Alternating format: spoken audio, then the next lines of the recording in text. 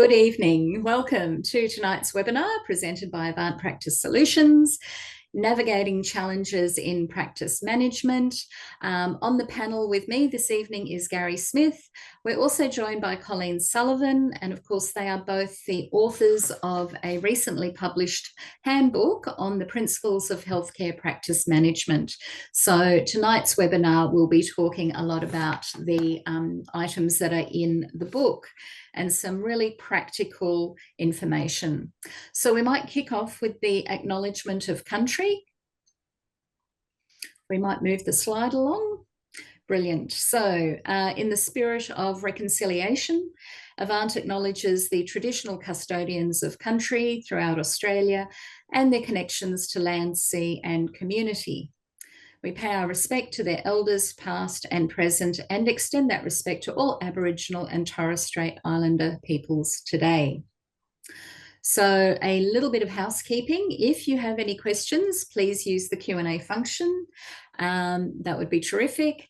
And don't fret that we are recording the webinar and a copy of the recording will be sent to you afterwards. And as you would have seen in the invite for the webinar, we are doing a draw for, I think it's 5 copies of the handbook that we will be giving away to those people who are attending live this evening. So please hang around till the end where we will announce the winners of the draw. If you weren't lucky enough to win a copy or you haven't already purchased a copy, we will put up a QR code that you can scan and use to order the handbook as well. So one way or another, we'd like to get a copy of this book into everyone's hands. All right, so moving along to our next slide.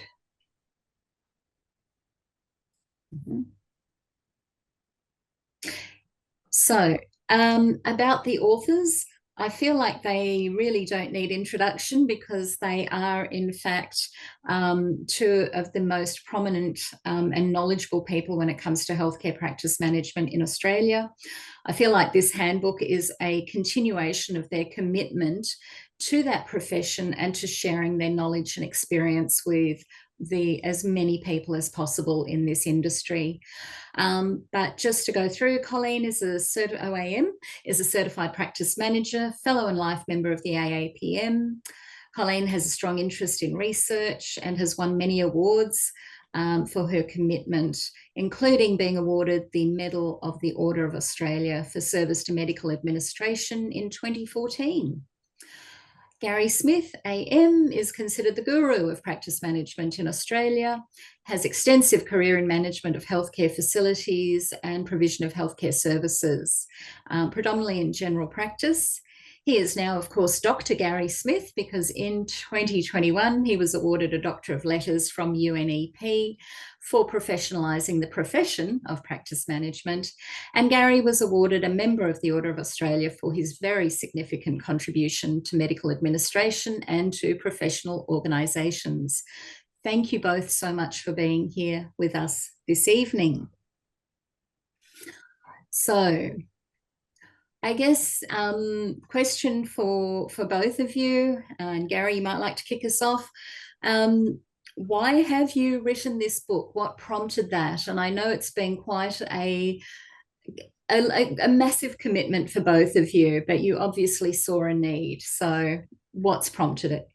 Anna Maria, and welcome to everyone, and thanks for joining this webinar tonight. And Colleen and I are quite humbled, Anna Maria, that we've been asked to be a part of this evening. This is actually a long journey, Anna Maria. We actually started this, would be 11 years ago, Colleen and I. And we decided 11 years ago, we need to write a book and pull together, you know, tens and tens and tens of years of knowledge, which we can share. Because Colleen and I have the view, the knowledge we've gained is not for us to keep. Someone's given it to us, now it's up to us to give it to someone else. And so we're just a custodian of information. So 10 years ago, Colleen and I sat down and we chose the 8 chapters. We chose the sub-chapters and what did we want to talk about in each one of those chapters. So it was pretty well planned. Well, life got away from Colleen and myself and we didn't do much about it. So in January 23, I said, Colleen, we've got to write this book. So we knuckled down and finished it in November of 23. So the writing was about 11 months. And then, of course, the editor got involved around this. But I think the main reason Colleen and I wrote this is because there's two types of knowledge, Anna Maria. There is foundation knowledge, as you know, and there's currency knowledge. Yes. So we took the view that we felt that we need to get the foundation knowledge down in writing, which forms the principles, as what that word says, the principles of healthcare practice management. And these are chapters that we need every day. So we thought this would be a great resource book, and it's turned out that way because it's actually a handbook. It's not a book, Anna Maria, because Colleen and I, when we sat down, we struggled with the why. Yes. And I think I wrote about 400 pages just on HR, and I said, this is not what this is about. This is about a handbook. This is about the principles. So once Colleen and I got the why right, it flowed very, very easy. So we wanted this handbook with checklists in it that people can use every day. So, Colleen, you got anything else on that? Yeah, I think you're telling a pretty good story there, Gary.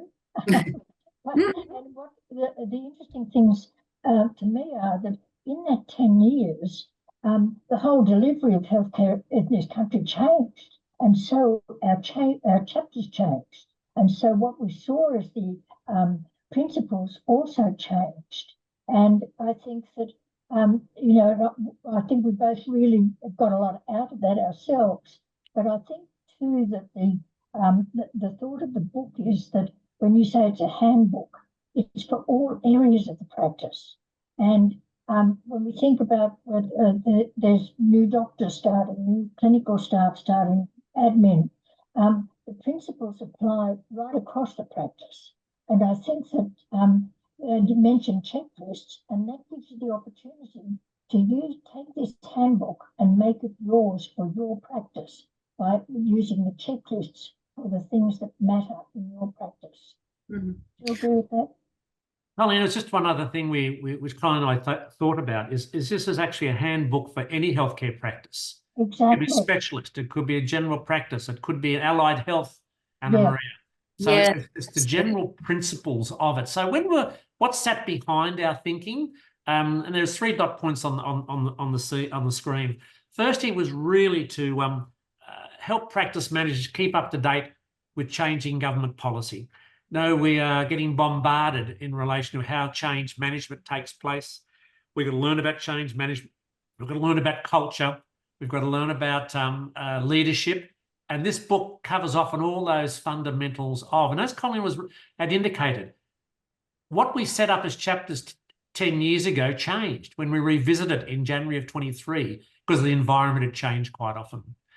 Well, also in this book, what we've framed it around is what's called an SME, a small to medium enterprise. We are running a business. We just happen to be in health. So the principles of this book around how do I run a small to medium enterprise.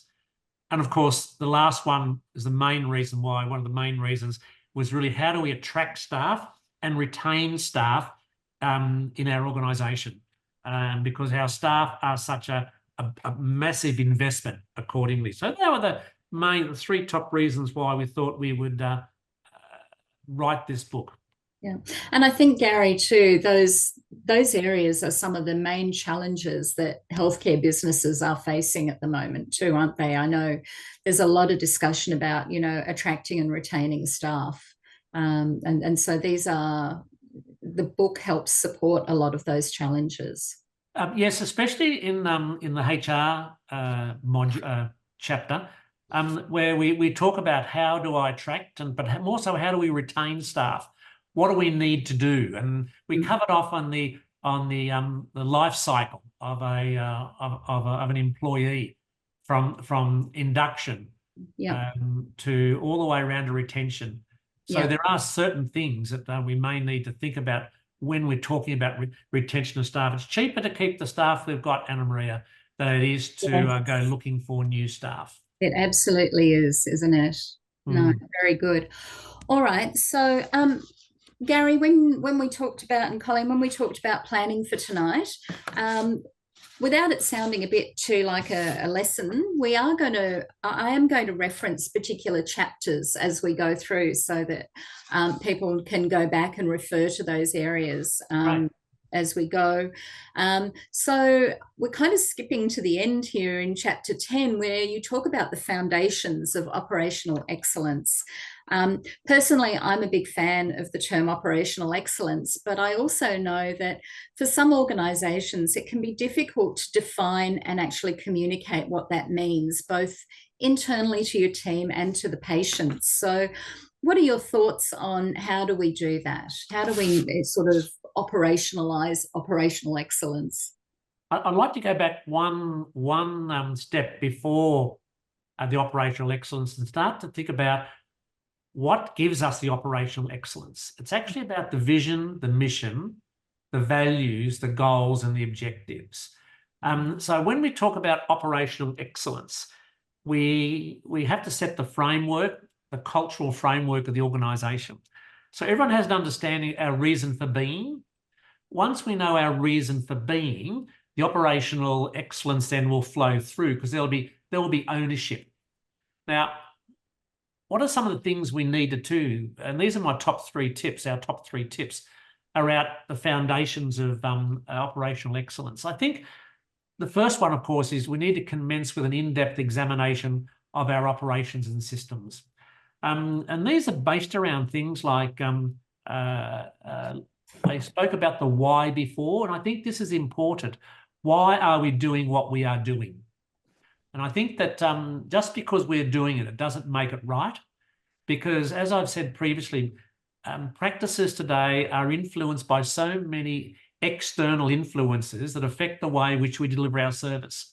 And part of this is around revisiting our business operations and the systems. Are they relevant to today or not? Mm. I suppose, go ahead. I was going to say that's the other side of that, but that's how we've always done it. And it's like how you've always done it may not be suitable anymore. No, and how often do we hear that? And Colleen, we hear this in our, I would say over nearly 100 years of practice management combined between myself and Colleen. Colleen she's a lot younger than me, Colleen is, so I think I've done the most years. But I think what it is that it's around the fact of just because we've done it this way, it doesn't make it right. So it's really important that we do revisit our systems. I think our appointment systems, workflows and resource allocation are quite critical when we're talking about operational excellence. Are our workflows right? Do we have the right people in the right place? Mm. And part of operational excellence is to ensure that is a direct. Now, we're now talking in primary care now about the introduction of My Medicare. We're going to have to start to think about what's our resource allocation going to be now in our appointment systems and our workflows, because our system is changing. So do we have to upskill people with new skills and look at their scope of practice? So part of this is around operational excellence. And of course, the last one, and I'll get Colleen to talk about this after me, is around governance. Historically, Anna Maria, we talk about clinical governance because our whole practice is based around clinical governance. But really, the big one for us is actually business governance. Yes, often under considered, isn't it? Very much under considered. And the chapter 2 in the book talks at length about our business governance around the Corporations Act and those other legislative components that are critical for us to survive in relation to delivering an effective operation. I might get Colleen if she wants to comment on those 3 points. Yeah, just they're all so valid, and I mean, even when thinking about the appointment systems, I always think it's the art of appointment scheduling, and it can really make such a difference to the business. And picking up on what you're talking about with the changes in the systems now, Gary, and I mean, that art of appointment scheduling is critical to your business. and it involves, it involves the staffing, as you say, the resource allocations and everything, and it can make such a difference. And I think sometimes we take these things, we don't take them seriously, and you can really change the whole economics, the whole business simply in how you do your appointment scheduling. I know that sounds simple, but it's a very important factor.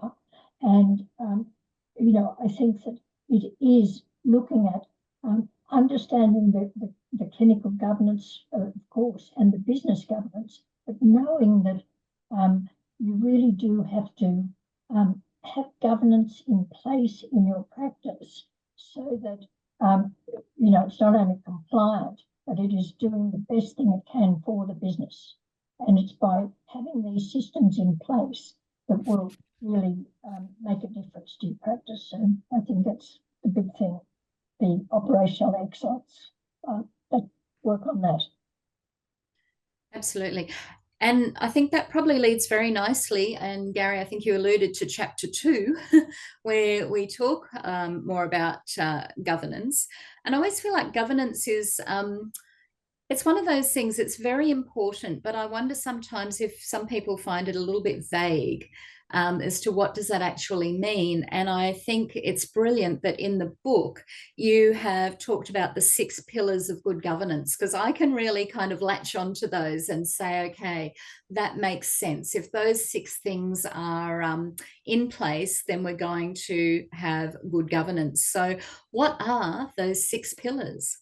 Well, firstly, I think corporate governance, Anna Maria, it's really a system by which we or our business is actually controlled. So it's a control framework, and we'll talk about compliance later on. So the 6 pillars that we identified in the book, the first one is called the rules of law. And the rules of law are really those established a framework of what we can and can't do in our practice. For instance, these are guidelines, these are policies, these are procedures, these are what I'd call house rules. It's the framework by which everyone needs to follow for the delivery of a service. So I call those rules of law. The second one is moral integrity in good corporate governance. And that's really about we make decisions in an ethical way, and we conduct business in an honest and transparent manner. So practices with high moral integrity prioritize their values, such as things like honesty, fairness, and respect for all. So moral integrity is not only good for your internal staff, but also the people who you deal with, especially your patients. The third pillar we've identified is transparency. And I think transparency in corporate governance is most important, because transparency is around communication. Communication not only with your stakeholders, and remember, stakeholders are internal and external, Anna Maria. Internal stakeholders are your staff. External stakeholders are people who you deal with. Could be the supplier, could be government, it could be a patient. But this is all about open communication. And practices that are transparent generally provide accurate and timely information. So transparency, it's also about transparency of finances, strategic directions, etc. The fourth is participation. Now, participation in good corporate governance is also about the involvement of various stakeholders in the decision-making process. Now, it's interesting to note, Anna Maria, that there are practices out there now that have patient forums. Yes. That they pay these patients to be part of a forum where they participate in providing feedback and improvement suggestions, and that is for the practice. So that is really good corporate governance. That's a really good participation, which is pillar number 4. Pillar 5 is responsibility. It's just about it isn't just about financial performance. It's actually about addressing what I call the practices, activities which we have on society and the environment. I think we do have a responsibility in relation to sustainability and viability of our environment. That's what's called CSR, Anna Maria. It's called corporate social responsibility. Yes. And I think practices need to start to think about more so about corporate responsibility, corporate social responsibility. And I think the last one, Pillar 6, is accountability. And this is about holding the individuals in the practice to account, your directors of the company, but also this is about bringing staff to account and me as a practice manager to account as well. And later on we might talk about, how do we bring people to account? But those 6 pillars, I think, steer the business clear of financial, legal, and ethical pitfalls. I think that's right, Gary. And I think, when you talk about pillars, I think of it almost like as in physical pillars. And it's like you need all 6. If any of the 6 aren't there, then you're going to be tipping over. Something's not going to be working correctly. So I think it's a really good visual image as well, to think of these 6 pillars all need to be equally stable and in effect as well. I see that in that chapter 2, you talk about the importance of policies and procedures, which of course is something very dear to my heart. So very, very quickly, what do we want to highlight to our audience tonight about the importance of policies? Well, they're the key and vital role of governance, which actually provides what we call a structured framework for any decisions which are made, Anna Maria, and accountability and consistency within a business. And I know this is a real pet of yours. Yeah. That's why you've developed Practice Hub to the level by which it has done. So these policies and procedures are essential, what I call, to provide safe, efficient, and high quality patient care, because we are there for our community in delivering a quality of service. So when we're looking at, just quickly, Anna Maria, when we're looking at a policy in relation to governance, there's about 5 or 6 points, and I'll just quickly touch on them, that we need to consider. The purpose and scope of the policy, that's important. The objectives and goals of the policy or the procedure. Roles and responsibilities of the people involved in relation to the procedure or policy. How do we comply and enforce the policy or the procedure as a result of the governance? Mm-hmm. Reference and resources, that's the important part. What are the references we're going to provide?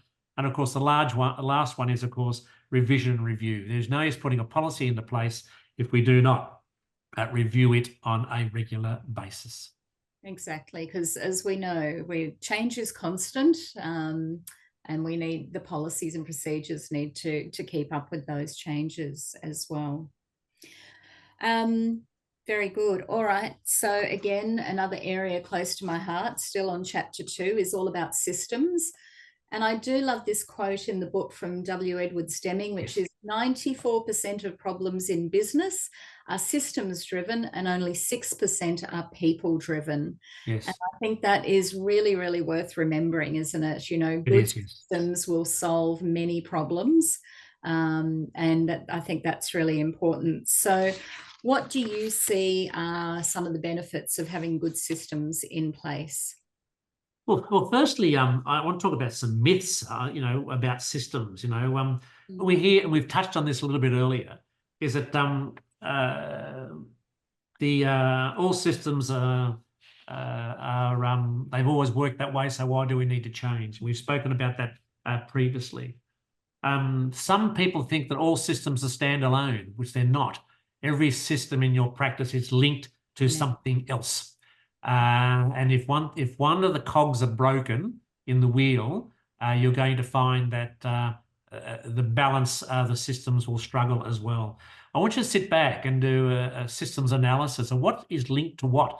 And this diagram you got on the screen, Anna Maria, just shows how things are linked together. Everyone thinks our current systems are relevant. Well, maybe they're not. But when we're looking at systems, and I've got some points, some points in relation to systems. So I've got some points around good systems are all about acknowledgement, and I think this is an important acknowledgement is really around there's an acceptance that a system is there, and once we accept there's a system is there. And we acknowledge that, and we acknowledge how it works. Good systems are, as I said, improve efficiency. Just think of the days, Anna Maria, when simple things like handwritten scripts for our clinicians used to write, and the patient would ring back up and say, "I've lost that script again." How do we survive without, automatic scripts? And now electronic scripts. Do you follow? Yes. So we can sit back and improving efficiency becomes part of our DNA, and it just keeps happening and keeps happening. So good systems improve efficiency. It provides consistency as well. Consistency, it's about consistency of process, consistency of outcomes. Patients like good systems improve patient satisfaction. A classic example of this one in this day and age, Anna Maria, are online bookings. Yep. That's a classic example. Patient satisfaction, good system. Submitting claims to patients, private claims to Medicare for their rebate to go into their bank account. Good system, patient satisfaction. Good systems manage compliance, which is, I think we're going to talk a little bit more about that later on, but it manages compliance, and we have to be mindful of what compliance may be. And of course, good systems identify wastage within our system as well. So I might get Colleen to comment if she's got anything on that particular slide. Yeah, I think that you've covered it pretty well there, Gary. I think that when you're thinking about systems, I think one of the thoughts that comes back is there is always a better way.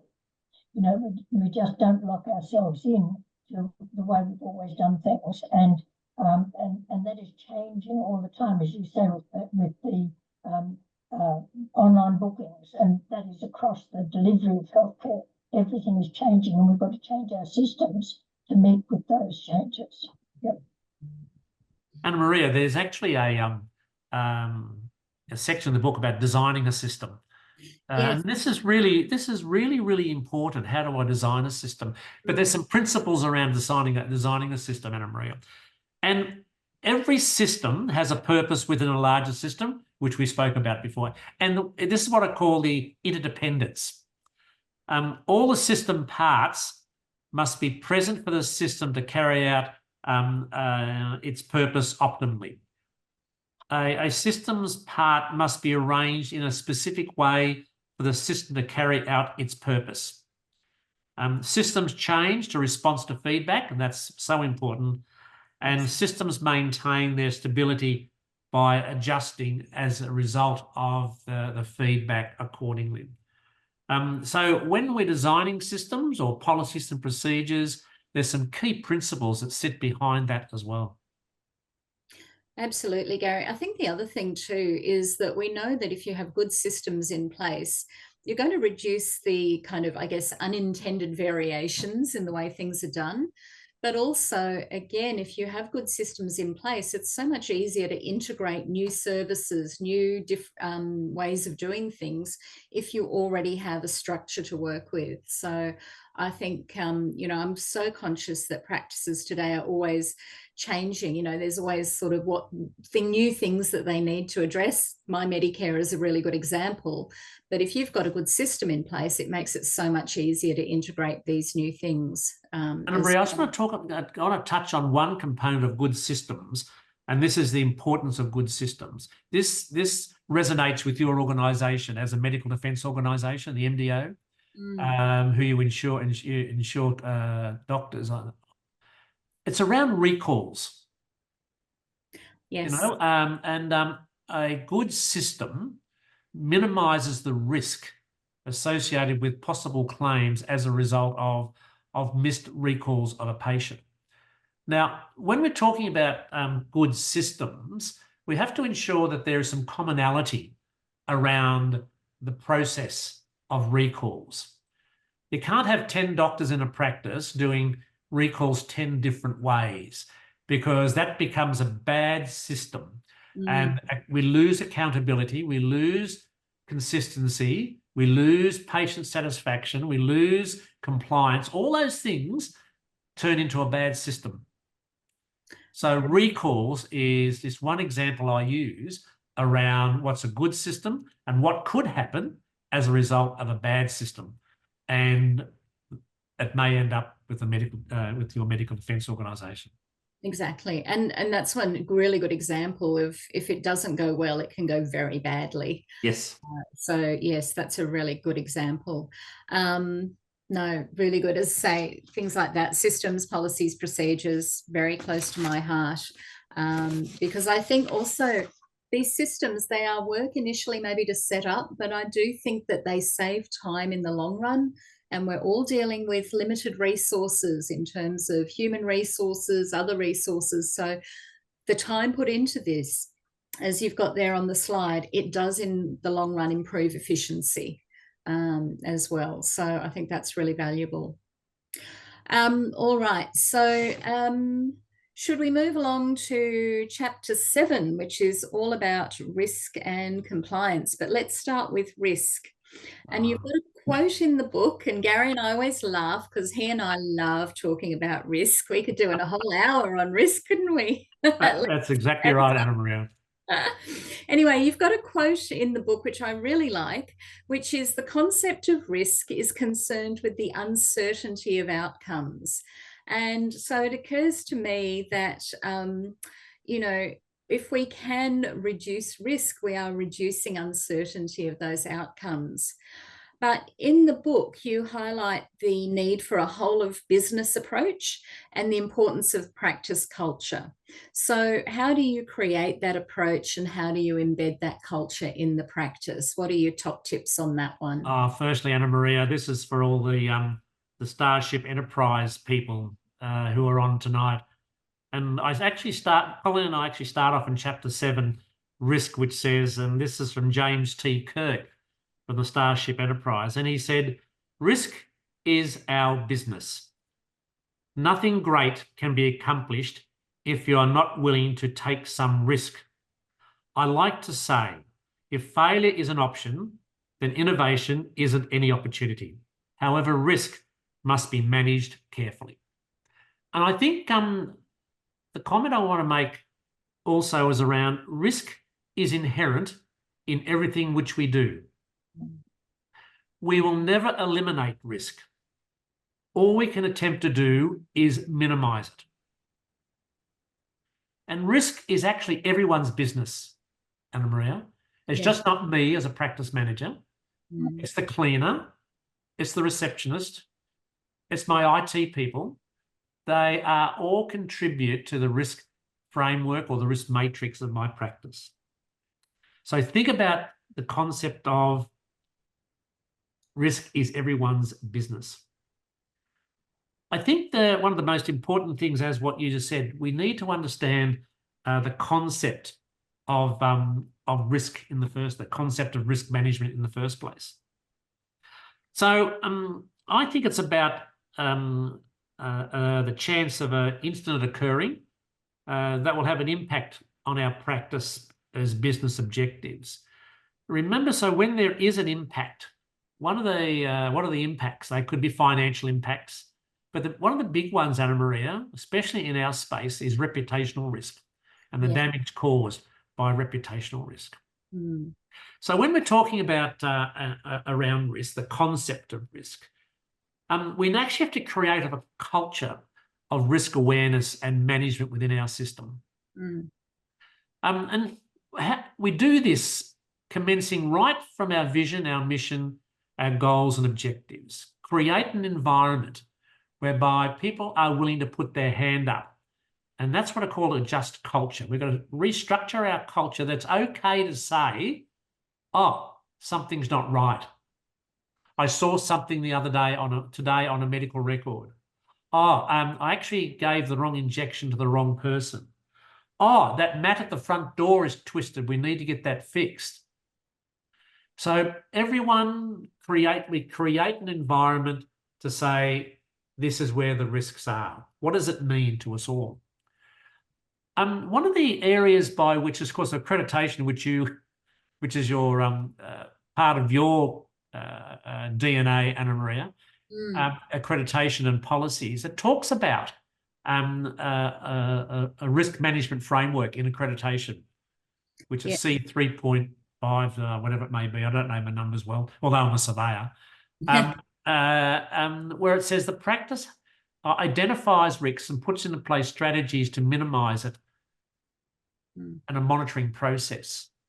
So accreditation requires us to be aware of what risk is all about. Do we have risk on our, as a standard agenda item on our staff meetings? Do we have it on our doctors' meetings, our clinical meetings? Remember, once again, I keep coming back that risk is just not clinical. Yes. Risk is also about business. Yes. What about fraud? Yeah. I think all too often, Gary, we think about risk as being either clinical or safety. And it's so much broader than that.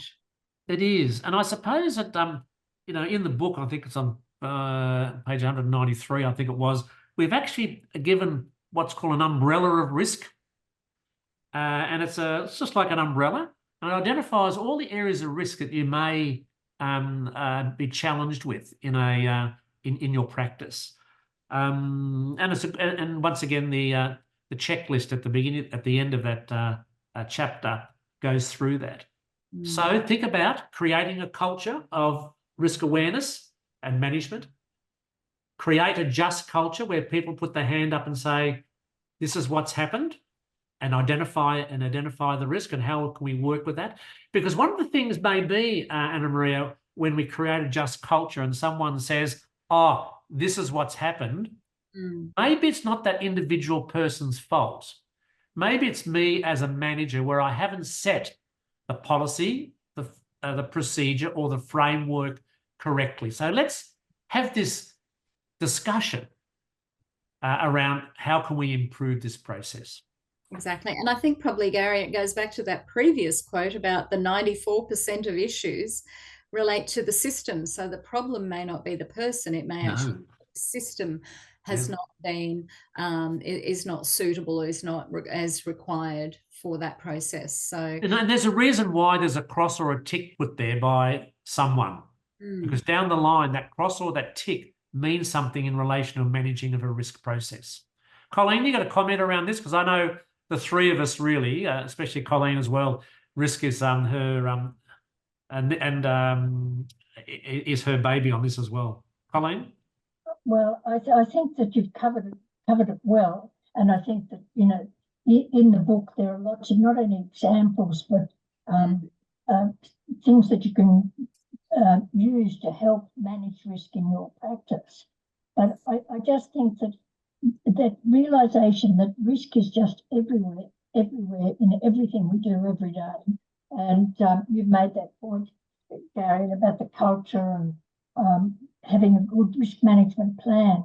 I think that every practice really needs to have its own risk management plan, and I think it's worth developing and involving everybody in it, so that when you said it's not just it's not just in admin, it's not just the clinical or the doctors, it's right across the board. And I think for that awareness to be developed and encouraged within the whole practice would be a really important message to take from the discussion on risk.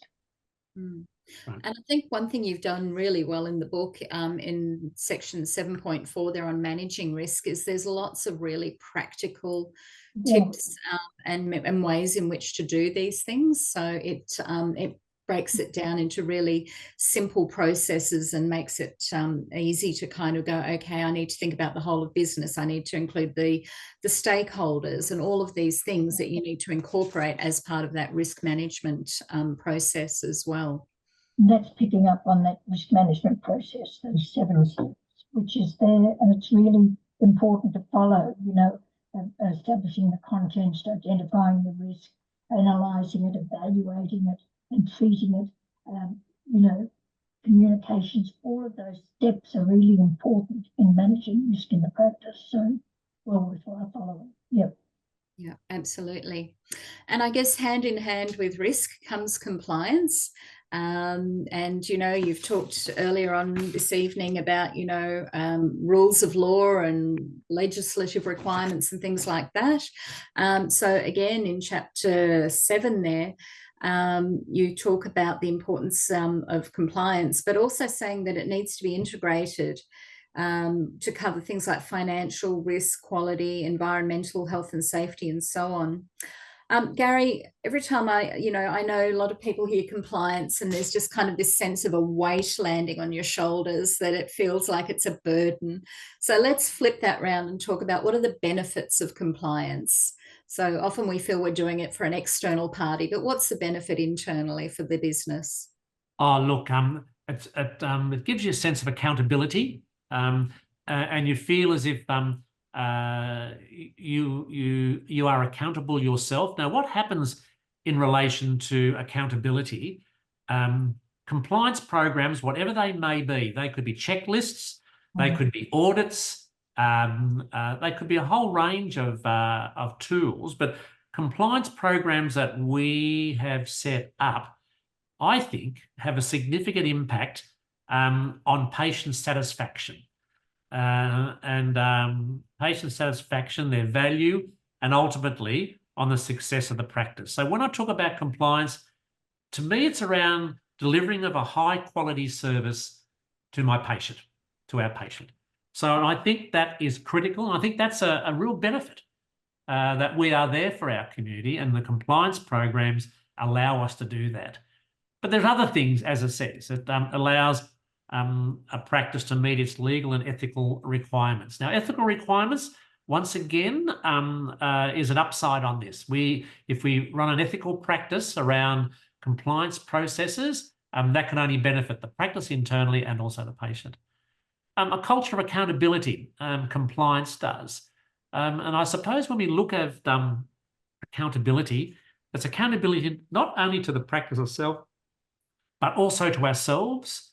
And I think these are around things like key resultant areas and key performance indicators. That's about accountability. And if I know that I'm meeting those, there's a lot greater satisfaction to myself and to the organisation I'm with. And I think it provides a safe environment in the delivery of services to your patients. Compliance can be greater, Anna Maria. Compliance can be things like the Corporations Act, you know, all those other legislation, the Fair Work Act, all those Anti-Discrimination Act. That's all compliance as well. But let's think about, we will deal with those, but let's look about compliance internally. So I think too, and Gary, look, you mentioned Fair Work there, and I know that that can be an area where it's obviously, if you're not compliant, things happen there. The actual cost, both financial, emotional, psychological, of having to deal with these things if you're found not to be compliant can be really quite extreme and quite significant, can't they? Anna Maria, you know this as well as I do. If you've had a doctor in your practice that's had to go through an investigation or a complaint from the HCCC because of allegedly non-compliance, you can actually see the psychological effect upon them over that period of time. And as a practice manager, my role is to support people through the compliance process accordingly. So it can be large, but the good thing about compliance, as long as we do the best we can and we're fair, we're equitable, that goes a long way to managing compliance. Yeah, brilliant. Very good. So over in chapter 8, you talk about service standards, and I was kind of surprised when I was first going through the book, because I feel like this is not an area we talk a lot about in healthcare management. So I think it's really good. I think it's really timely, and I think it's really relevant. So and it kind of works both ways. It's the standard of service we want to provide to our patients, but also the standard of service we expect to receive from our suppliers. So you talk in the book about service level agreements. So can you tell us a little bit about how what people need to consider when they're thinking about these agreements, service level agreements, in terms of the quality of service? Yes, this is known as SLAs, or service level agreements. And really, there's nothing magic about this, Anna Maria. This is just a term which we use in relation to those levels of customer services that we provide to our internal customers, which are staff, and our external customers. These are the benchmarks. This is the level of service which I'm going to provide. So it's really around things like policies and procedures. And service level agreements say, I am going to do this, and I'm going to do this within the period of time. And a classic example of this is complaints. Have you got a service level agreement about complaints? Most practice say, I've got a policy, but hang on, what sits behind that? Well, the service level from my side is the fact that I must acknowledge a complaint within 3 hours. No matter where I am in the world, it's got to be acknowledged. I'm not solving it. I'm just acknowledging that we've got it. And this is what I'm going to do. Yep. Next part of service level agreement is set the timelines. I'll investigate and I'll get back to you on Thursday or next fortnight or whatever it may be. So service level agreements around how do I implement and what commitments am I going to make in relation to the service that I'm going to provide. Now, service standards are defined under 3 headings. I'll just quickly touch on them. Personally, it's around timeliness. How long patients, for example, wait to see a healthcare professional. The next one may be accuracy, is another component of a service standards. Is the information correct 100% of the time? And the last service standard is based around is what's called appropriateness. Are all patients' queries answered on time at that point in time? But we get challenged around service standards, around expectations and obligations. If we had another half an hour, we would talk about expectations and obligations, Anna Maria. Yes. Our patients' expectations or obligations. That actually frames the whole component of service standards. So when we're looking at service standards, we need to talk about patients' need and expectations. Can I really deliver that? And have the discussion. What is your ability to deliver? And your ability to deliver and patients' expectations all fit into the desired business outcomes. Do I have the ability to deliver? Once I work out what needs and expectations are, what's my ability to deliver, I can then put together a service standard accordingly. Now, what determines service standards? There are 3 things that determine service standards. This is the desired level of service. So what's the level of service that I want to deliver? There's a thing called zone of tolerance, meaning that what will a patient put up with? And then there's the adequate level of service. Now, that zone of tolerance is where we play in times. How far can I push accordingly? So they're the 3 determinants of customer service standards: desired level of service, zone of tolerance, and adequate level of service. But once again, Anna Maria, this really comes back to your vision, your mission, your values, your goals, and your objectives. It's all based around it's my reason for being. That's right. It's kind of the foundation. Everything builds on that, doesn't it? Everything builds on our reason for being. Reason for being. Yes, very good. All right. So, of course, now we've put all these things in place. This is excellent. And now we need to think about monitoring our performance, Gary. So you talk about that over in chapter 8 as well.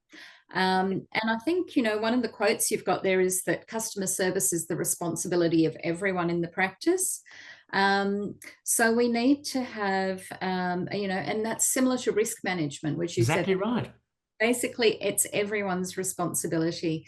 So how are we going to embed that attitude, and how are we going to measure performance? What are your recommendations on what, because I think this is the thing, people get carried away with measuring stuff. Yes. And I think we measure what matters. So what matters? What do we want to measure? Look, what you walk past is the standard which you set. And I've always believed that in monitoring performance. If I walk past and there's a piece of paper on the ground and I walk past it, I'm sending a message to my staff and my patients that I don't care. But if I bend down and pick it up, I send a message. So part of monitoring performance is really around what messages do I send. And when we look at this, is that part of it, to me, is about customer feedback or staff feedback. I think that is a great tool for monitoring performance is our patient feedback. Yes, we can have key performance indicators. They're great. We can have performance metrics. They're great. We can have data analysis. That's great. But I think that customer feedback and continuous quality improvement are some of the basis by which how we monitor performance. But I've put some points in this particular slide how we can do this. But I think if we look at this, I just covered up on some of these, but I think the first one is most important. Establish clear service standards. What are we measuring against? We've got to have something to measure against, like we measure against a position description statement, which I'll just quickly talk about. I know time's getting away. But when we put our position description statement together, there are things called KRAs, key result areas, and they are in finance, human resource management, and one should be customer service. Yes. Now, what sits under customer service are a series of key performance indicators. But those key performance indicators will vary depending upon the position. Do you follow? So let's set clear service standards, and we've got something to measure against. And that's the takeaway from that particular slide there. Excellent. Yes, absolutely. And I think that's the other thing, I know sometimes if it's not clear, how can you have performance discussions or set performance if you don't have those standards Correct. to be able to tie back to as well? I'll give you an example. Post-operative phone calls, Anna Maria. Yep.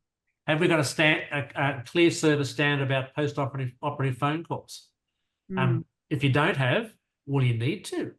Yes. People who have had post-operative procedures, a phone call needs to be made within 24 hours to see how they're going. You follow? These are what service standards are all about. Yeah. And how do we get measured against that? Was that phone call made? Yes, it was. No, it wasn't. Why wasn't it? Yeah. No, really good example.